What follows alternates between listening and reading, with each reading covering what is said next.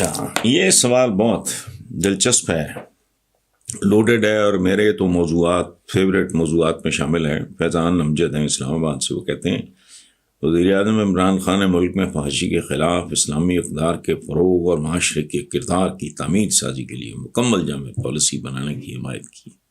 یہ پالیسیوں سے نہیں ہوتا بھائی میرے، یہ یاد رکھنا، اس کے لیے ایک ماحول تخلیق کرنا پڑتا ہے۔ اچھے ماں باپ کہاں سے لاؤ گے اگر وہ بھوکے ننگے ان پڑھ اور جاہل ہیں؟ تو بیڑا غرق کرنے کے لیے گھر کافی ہے۔ اسکول اگر گھٹیا ہے، استاد انڈر پیڈ ہیں، ٹوائلٹس تک موجود نہیں ہیں، ٹیچرز ان پڑھ بھی ہیں، وہ بیڑا غرق کر دیں گے۔ معاشرہ ہے بالکل جیسے ایک ریوڑ میں بھی ترتیب ہوتی ہے، ایک اخلاق باختہ، ایک بالکل نیم پاگل جنونی سا ہجوم ہے۔ تو عام جو بات کر رہے ہیں کہ یہ پالیسیوں سے نہیں ہوتا۔ پالیسی کیا ہے؟ قرآن پاک سے بڑھ کے پالیسی ہو سکتی ہے؟ قانون سازی آگے تھوڑی ہے، آپ نے قتل روک لیے، چھوٹے چھوٹے بچے ابیوز اس ملک میں ہوتے ہیں، قانون تو ہے۔ یہ مذاق ہے سارا کچھ، یہ سارا نظام میں کہتا ہوں یہ بالکل مذاق ہے۔ عمل درآمد ہو، اور ایم ہی نہیں بھوکے کہ آپ روٹی چرانے پہ ہاتھ کیسے کاٹ دو گے؟ میں نے کہا ایک انوائرمنٹ ہوتا ہے، ایک ہوتا ہے پرو بدی معاشرہ ماحول، ایک ہوتا ہے پرو نیکی،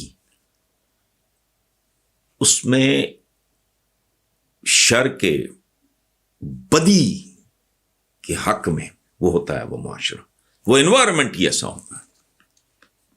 ایک ماحول، ایک معاشرہ، ایک سوسائٹی ہوتی ہے جو پرو خیر ہوتی ہے، پرو نیکی ہوتی ہے، اس میں گنجائش نہیں ہوتی۔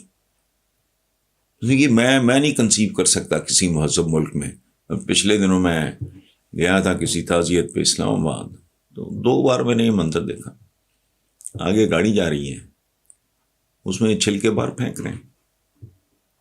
ویسے جانوروں کا نہیں، یہ نہیں ہو سکتا۔ جب یہ معاشرہ آج کی تاریخ تک تو پرو شر معاشرہ ہے، پرو خیر نہیں، ہر بندہ شارٹ کٹ کی۔ حالانکہ زندگی کا بنیادی، بھئی میں جیومیٹری کی بات، اصول کی بات کر رہا ہوں کہ یہ ایک پوائنٹ ہے، یہ ایک پوائنٹ ہے، یہاں سے یہاں تک جانے کا راستہ دراصل سب سے مختصر راستہ کون سا ہوگا؟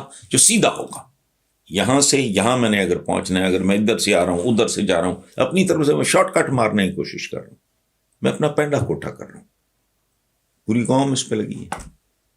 میرے ایک دوست ہوتے تھے حضرت اسد گیلانی صاحب کے صاحبزادے Farooq Gilani, he was a senior bureaucrat. تو میں ایک دفعہ وہ جوائنٹ سیکرٹری یا ایڈیشنل سیکرٹری تھے ان دنوں، وہ اور ابھی ہماری تشریف لائیں، ان کی بھی اب ڈیتھ ہو چکی ہے۔ تو بیلی پور والے گھر میں تو میں نے جنرل بات کرتے ہوئے میں نے کہا یار فاروق ملک کی اکانومی کا سنا؟ اس نے کہا اس ملک کی کیا اکانومی ہونی ہے، ہر آدمی کا ہاتھ اور آنکھ دوسرے کی جیب پہ ہے، ہر ادارے کا ہاتھ۔ اور اس وقت انہوں نے مجھے بتایا تھا کہ پتہ نہیں کتنے کروڑ روپیہ پریزیڈنٹ ہاؤس نے، پرائم منسٹر ہاؤس نے ویپٹا کا دینا ہے، ان کی بجلی کون کاٹے گا؟ سو یہ جو ہم بات کرتے ہیں کہ یہ کرنے کا، جو آگے آپ نے کہا کہ پھانسی کا تعلق آخر کس کے ساتھ ہے؟ کہ آئین، عدل و انصاف اور قانون کے خلاف ورزی پھانسی نہیں، بالکل یہی پھانسی ہے۔ یہ تو کم عقل، بالکل بوزنے بونے، جنہوں نے اخلاقیات کو ملبوسات کے ساتھ اور مشروبات کے ساتھ جوڑ دیا۔ میرا اشارہ آپ سمجھ گئے ہوں گے، میں مزید واضح کر دیتا ہوں۔ اینستھیزیا بھی حرام قرار دو نا بھائی، پیٹ پھڑوا کے اپنا ہارٹ ٹرانسپلانٹ کرا لیتے ہو، لیور ٹرانسپلانٹ کرا لیتے ہو، پتھری نکلوا لیتے ہو، یہ جو بھی کر چیر پھاڑ تو ہوش میں کرواؤ نا ذرا۔ اینستھیزیا تو نشے کی آخری قسم ہے کہ بندے کا چیر پھاڑ ہو رہی ہوتی ہے، اس کو خبر نہیں ہوتی، جب وہ ریکور کرتا ہے تب تک وہ ٹھیک ہو گیا، پین کلر سی ہے کہ جا بھی حضرت صاحب گھر جاؤ۔ اعضاء کی پیوند کاری اپنی کروا لیں گے. میں حیران رہ گیا.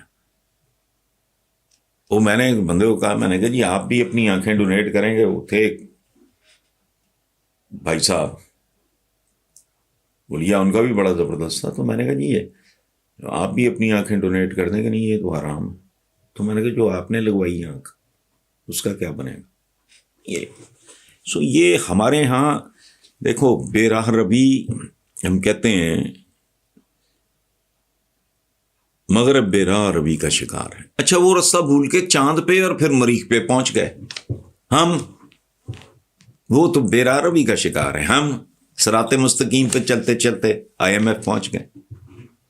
کیا جھوٹے، فضول، اللاجیکل. علم و ہنر سے کوئی تعلق ہی نہیں، چاہے چین جانا پڑے. اب بھیک مانگنے جاتے ہیں چین، علم و ہنر وغیرہ کا تو کھاتا کوئی نہیں. سو جو آپ کہہ رہے ہیں نا کہ آئین، عدل و انصاف اور قانون کی خلاف ورزی فحاشی نہیں، یہ تو بدترین قسم کی، مکروہ ترین قسم کی فحاشیاں ہیں. آپ اگر انصاف نہیں دے سکتے اپنے لوگوں کو تو آپ سے بڑا فحش ہی کوئی نہیں. یہ حدود سے تجاوز کرنا آپ کا کام کیا ہے؟ آپ اگر اپنے لوگوں کو، اپنے عوام کو، اپنے ہم وطنوں کو اقتصادی انصاف نہیں دے سکتے، مالی انصاف نہیں دے سکتے اور عدالتی انصاف نہیں دے سکتے تو آپ بھاڑ جھونکنے کے لیے بیٹھے ہو. میں کسی ایک کو بلیم نہیں کر رہا. 74 سال کی کہانی ہے، کہاں کھڑے ہیں آپ؟ یہ راتوں رات تو نہیں ہو گیا. جو آیا اس نے اپنا حصہ ڈالا. یہ قانون سازیاں نہیں، کہانی کچھ اور ہے. اس طرف نہ کسی کا دھیان ہے، یا ہمت نہیں ہے یا عقل نہیں ہے. اچھا عقل والی اس میں بات کوئی نہیں. میں نے چند دن پہلے کہا کہ بھئی یہ تباہی بربادی، پرائمری ایجوکیشن تمہارا مستقبل سنبھالنے والے بچے قابل ہوں.